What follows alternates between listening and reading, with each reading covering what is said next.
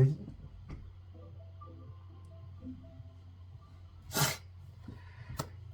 welcome back to another video. As you can see, my hair's all over the place, but I don't care. I want to talk about work, not just your 9 to 5 kind of work, but like any kind of work works. My cat is trying to get out. Hold on. So, there's been different types of words that you can put work into that have been thrown around recently. There's like purpose, your fulfillment in life. There's, I guess you could say, goals. Maybe that's not really work, but to like achieve those goals, you gotta work. So, I guess you could, no, I wouldn't put goals in there, but there's like purpose in it. Your fulfillment in life. And I think work, especially nowadays, it's kind of been altered to like kind of the work that has been set in a pattern that, I mean, not necessarily we should follow, but it's a good outline that we can follow, that God's really put us in our life, that we could benefit a lot from. Obviously we don't have to follow it exactly. There's no saying that we should, but it's a good outline to start with. Firstly, I want to talk about like purpose. Now, I want to show you these two first. Boom. Look at these. Is that my cat? Freaking. Okay. These two right here is where I'm getting, there we go, most of my information. Really good book. Really good book. But this book especially talks a lot about work and rest and purpose and stuff like that in a Christian way, you know, like work, rest, and the art of being human. That's kind of what I want to touch on. Man, this is so bad. Anyways,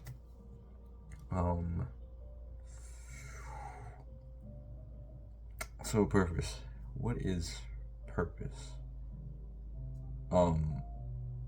Me personally, I haven't found my purpose yet, but I would say it's kind of the gift that God has given you, or has given me, you know, and with that gift we can probably make a career out of it, and I would say that's kind of our sole purpose. Now, I would say our sole purpose is to build up God's kingdom, but on earth it would also be, like, work-wise, I think it would be the gift that has been given to you by Christ.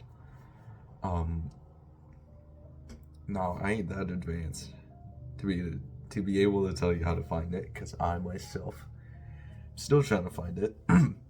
I believe that helping people might be part of my gift, and also just like explaining things. Maybe I'm good at explaining things, I don't know. That's why I'm trying this out. Yeah, so finding out your purpose is pretty tricky, I would say. I think the best thing I could say as of right now is take time. Now, I'm very what do you call it? I'm really stabbing myself in the back right now, because I've never done this, but I've heard really good things about it, so I do apologize, but I do want to try it, but you know, I'm only human. I can't. I'm also sick, if you couldn't tell, so if I do sound a little funny, it's my sickness. Taking time to just sit down and stare at your wall. I heard that advice from a guy named Hamza. It's very good person. He explained how you need your brain to be able to think of things, and because of all the things that we have in our life, like the computer, this music that's playing in the background, the cat, there's like a lot of distractions that our brain doesn't like think correctly. Like we can't think of something, so he suggested that we should just turn everything off and sit down for like hours and just let our brain process things. I would take that a step higher and maybe say do that, but also invite the Lord with you in this time of thinking, because He knows what your mission, is. And I say it like this because it's, I don't know how to explain that. Your mission, basically. He knows what it is, and so why not just ask the creator that created you?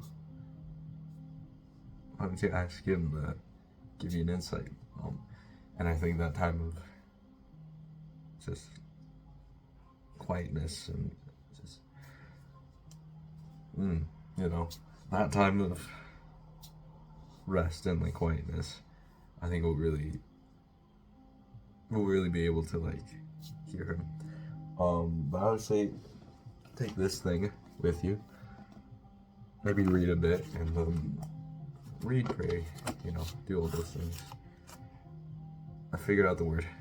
I am such an hypocrite for this, and forgive me, because I can say for a fact that it works, but me personally, I haven't. Like, I've seen people do it, and they say it's very beneficial, but me personally, I haven't tried it yet. Now I can make up a bunch of excuses why, but that's just dumb. Because I know I can give myself the time too, but I don't know. So forgive me for that. Trust me if you want, but obviously do your own research before trusting me, I guess, but I do hope that you do. Now, once you figure out that purpose layer of like what you want to do, here's a little insight that I want to give you. We aren't machines. Crazy, I know. Like, who would have thought? We were created to be tired, to be hungry, to be upset, to be crazy, and that's who we are, because we're humans. And I don't think it's really talked enough in this work niche area of where overworking is a thing. Like, it really is. Now on the other hand, there's laziness, which I do struggle with. But then there's also overworking, so you need to find a good balance in between two. You could use overworking as an excuse to not do something, but you will know when you're overworking. And even if you don't feel like you're overworking, I think we should take this little outline that I'm about to tell you, and like really base our lives on it. So let's take God's example. When he created the world, he took 6 days, I believe, to like do all these things. He said it's very good, and then he took the 7th day to rest, which is the Sabbath. Now we aren't God, obviously, but we are an image of him, and he's created us like him. So I think taking this kind of outline would really serve us, especially for people who struggle with like tiredness and like sleep deprivation or laziness. I think it would help a lot. And it's helped me a lot, and it really helps you reconnect with the Lord, and also it helps you like stay in check and not like make climbing the corporate ladder, or not make money the most important thing in your life. Instead, you would take this time to spend with the Lord, and then also just to rest and like just enjoy the fruits of your labor. And I think that's an amazing outline that I personally do take at times. Because a lot of people might take the weekends to like work and stuff because they want to get more money and stuff. But then like we gotta remember Jesus. We gotta remember our Lord, and remember that we have to, even if it's once a week, it doesn't matter when. It could be like Saturday, Sunday, or I don't know, Thursday even. Heck, if you don't work Thursdays or something, we need to take this time to reconnect with Him, because that's like the biggest guideline that we will have. Now I do struggle with this as well, because I'm not the most spiritual person. I'm just a regular dude who, tries his best. But I think with that guideline, it's like, it'll really help. Trust me.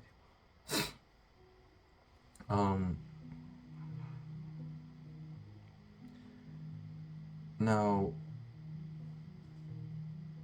not all of us are gonna be business managers or content creators or doctors. Like we have, at least I believe we have like a set, not set, like a gift, like I've said before. And obviously we can decide what we want to be, but if we want to feel fulfilled and happy with what we do, then we have to kind of try our best to find out what that gift is and maybe mold it around the job that we want to do. Now,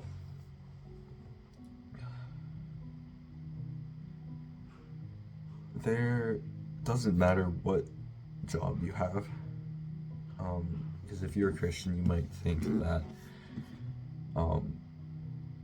you have to be a pastor or like a ministry leader or like a charity owner or something, spiritual, which is not bad. You can do that if you think that's something that you would enjoy for the rest of your life, and it's good. We need a lot of people like that. But I saw it on this book that there's no such thing as like a spiritual life. And what I mean by that, and what I kind of got from the guy who wrote this, there isn't like a regular life that we have and then like a spiritual side. I think it's more of like our whole life is spiritual life. Doesn't matter what you do. It doesn't mean you have to like be spiritual all the time, but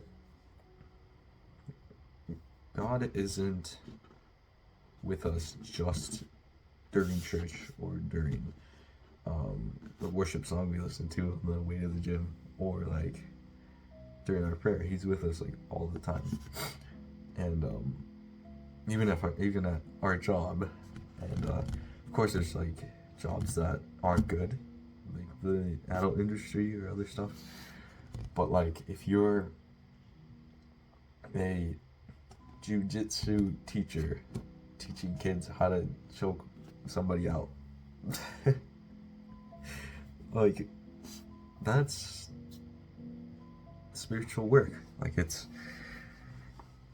some blessed work, because you can show God in your actions to these kids, or you can display Christ in like how well you do in your job, and like how like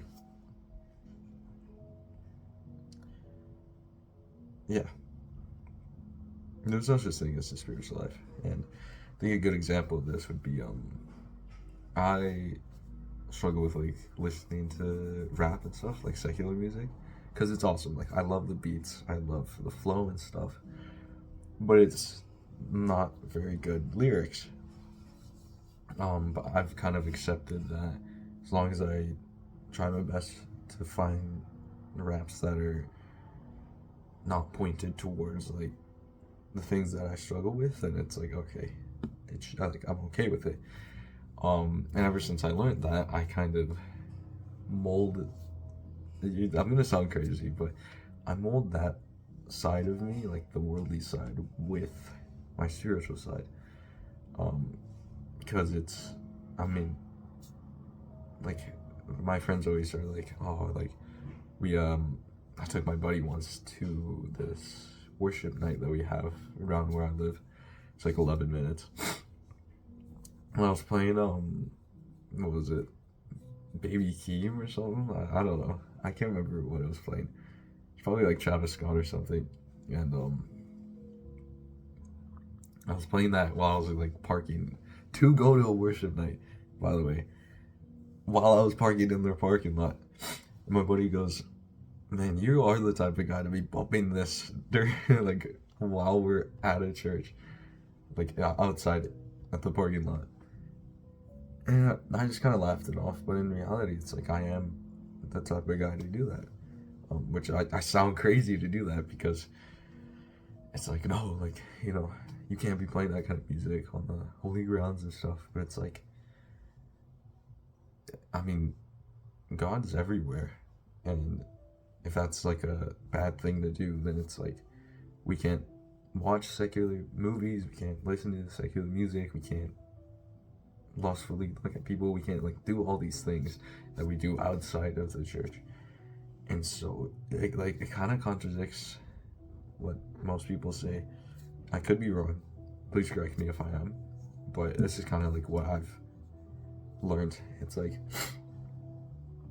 I'm not afraid to, obviously, like I have respect, and like I'm not actually gonna be blasting it all, but like I'll still listen to it on my way to like church or like worship night. I won't play it inside because then that's like people are probably gonna look at me weirdly, but and say it's kind of disrespectful, but still, like I'm not afraid to show that side of me to other people, because it's like I'm a sinner, and it doesn't mean that I'll continue to sin, but I'm not gonna try and hide the secular part of me and seem like I'm a very spiritual guy, because I'm not. I'm just a regular dude who follows Jesus and tries his best to like grow closer to him and like help people with the same things that I've struggled with. And so there isn't such thing as like spiritual in a worldly life. Like there's no split. It's like they're combined. Now does that mean I'm suggesting you to blast secular music at church? No, because that's pretty disrespectful. But don't try and be like the most spiritual guy in the church or anything, because it's not going to serve you anything, to be honest. And yeah, and especially in like the work side, because I'm supposed to be talking about work and I took a little detour. I think in like the work aspect of things, especially if like your coworkers aren't believers or anything, you gotta have a mind of like when you should be mature and like more in tune with like your spiritual side of you. Now what I mean by that is obviously like with my friends that I know and they know I'm a Christian and stuff, I'm a little bit laid back, like I make jokes here and there, and like I obviously want to portray Jesus in my speech and in my character, but obviously now that I'm more closer with them. Like they're actually my good friends. I like failed to do that a few times. But then with my coworkers, I like try really hard to like just not be perfect, but like be different than the other guys so that they may question me and be like, oh, why are you so different? And that's where I can like explain to them, yeah, I'm a follower of Jesus and like I believe in this, and like maybe get their curiosity up. And so that's like one of the biggest things that I learned is that I don't need a spiritual job to be able to point people towards Jesus. I just need to try and become more like him in the ways and the things that I do and the stuff that I say. And through that I hope to like be different than like other people. Now I'm not trying to be like special or anything, but in the terms of like sharing the gospel, I'm not the one to like go up to somebody at my job and be like, hey, you know about Jesus? Like read the book. Like, you know, like grab this and then like, you know. Like that's just not who I am. My gosh, the hair is not hair. I mean, I don't care, to be honest. What are you gonna do? Like, actually, don't click off. Never mind. I can like fix it. No, I'm kidding. No, I'm kidding. I'm not doing that. It's already 20 something minutes. I'm good. Yeah. Yeah. No, I think that's what I wanted to say. Sorry, it's a little bit all over the place. I can kind of just like speaking my mind, and like one of these days I will like do a proper script and everything. I'm like, know what I'm gonna talk about, but I just enjoy talking from like here and then just boom, straight away. Not even thinking about it. It's just like saying what I know.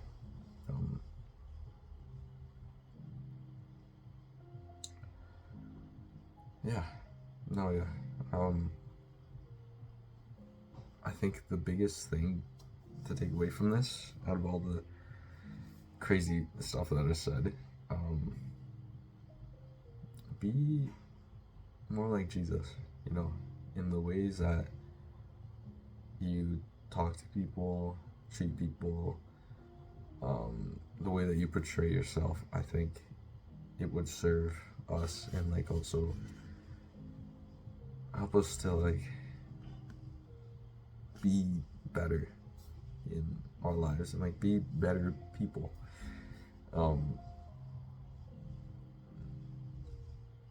It's also like an easy way to share the gospel,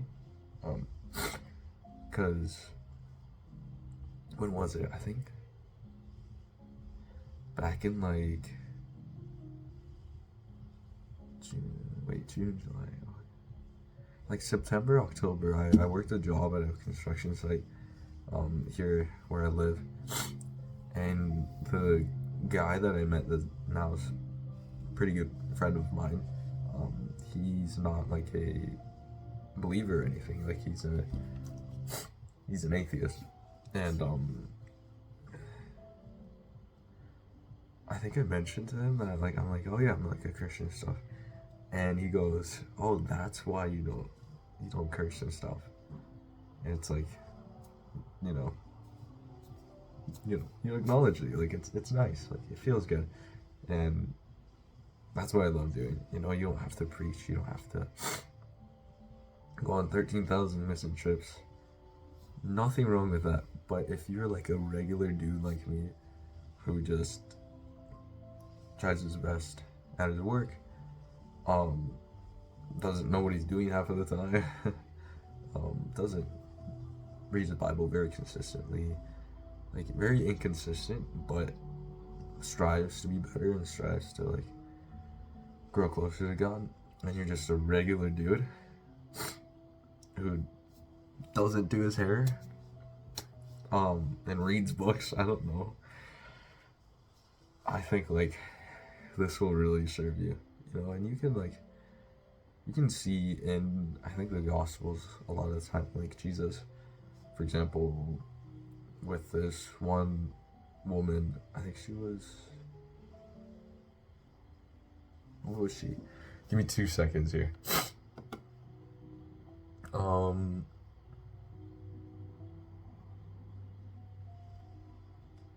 So he,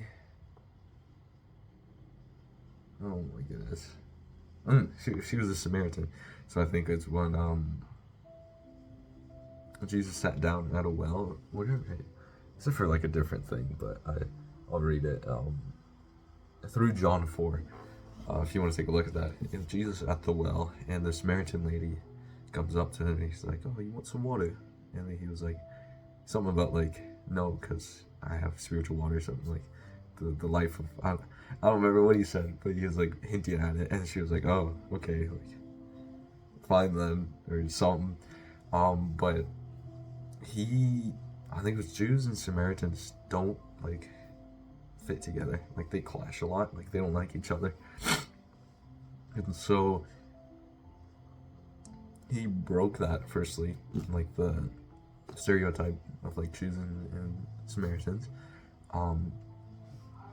But then the way he spoke to her, not in like a, "Oh, you dirty Samaritan," it's more of like a calm, relaxed, and like kind way, and very respectful, like very loving towards this woman, which is very cool. It's very difficult to do, especially with people that you don't really like, but it's something that we can learn from, and there's a lot of great examples like that in the Bible where you can see Jesus' character and like his love for people, and like the way he takes care of women and kids and other people. It's like, it's awesome. So I would suggest going through that verse, that verse that I showed, John 4, and then you can just look it up. Like I think it was Mark 9, 36, 37. That was with like when Jesus looked after women, children around him, and that was like Mark 9, 36 and 37 talks about like welcoming like little kids and stuff, like because he loves kids and like he wants to take care of them and stuff. And then there's other different examples. There is, where was it? The lady, like the prostitute, I think it was a prostitute, where they were gonna stone her, and then there's like other example. You can search it up. I'm not gonna try and quote all of them, but yeah, no, I think that's the greatest thing that we can do. It's just whatever you might go into, whatever the Lord might put into your heart, that He thinks, oh, this would be something you should do as your career, even if it's just like, I don't know, a janitor or a teacher or like anything. This takeaway, I think, would serve really well, and it's something that I try to practice every day, especially where I work at right now, construction. It's pretty difficult, but I try my best. But yeah, that's me. Oh my goodness, I hate being sick. But let me know what you think, or don't. I don't know. I'd love to see what you would think of me and like this little channel I'm doing. Just kind of, I like doing these kind of videos of just talking, even though I have no idea what I'm saying half of the time. Maybe like there's one little thing you can take that'll help you out. That'll make me satisfied. Yeah, that's me. I'm gonna go and eat lunch. Maybe do some stuff. Peace.